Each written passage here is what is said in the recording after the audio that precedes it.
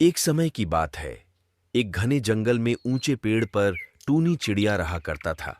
वह कई दिनों से घूमने नहीं गया था। वह अपने दोस्तों के इंतजार में बैठा हुआ था। तभी उसका दोस्त रणु चिड़िया उड़ते हुए उसके पास आया।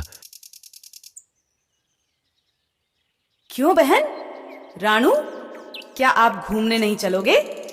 हम लोग पहाड़ी वाले इलाके के पास घूमने जा रहे हैं, जहाँ पर बर्फ गिर रहा है। हाँ दीदी, घूमने का मन तो बहुत कर रहा था, पर कोई साथ ही नहीं मिल रहा था। पर आप आ गए। हम सब साथ में चलेंगे घूमने। ठीक है रानू, अब मैं चलता हूँ। मुझे कालू कौवे को भी घर जाना है, उसको भी बताना है, वह भी चलेगा घूमने। ऐसा बोलकर टूनी चिड़िया एक बार फिर से उड़ान भरती है कालू कौवे के घर की ओर। फिर रानू चिड़िया कालू कौवे के घर जा रहा था, तभी उसे रास्ते में ही कालू कौवा मिल जाता है और फिर वो दोनों बात करने लगते हैं।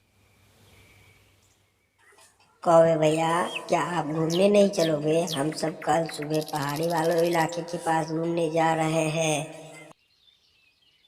रानू कई दिनों से सोच रहा था घूमने जाने का, पर कोई साथी नहीं मिल रहा था। अच्छा हुआ तुमने मुझे भी बता दिया, कल हम भी चलेंगे घूमने।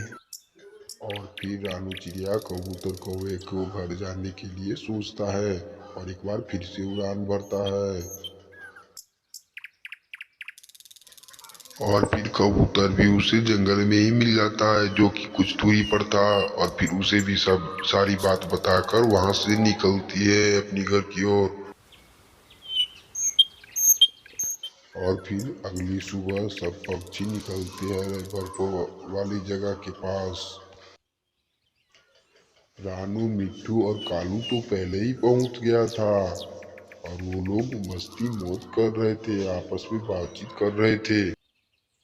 तभी वहाँ कालू और रानू भी आ जाती है उड़ते उड़ते।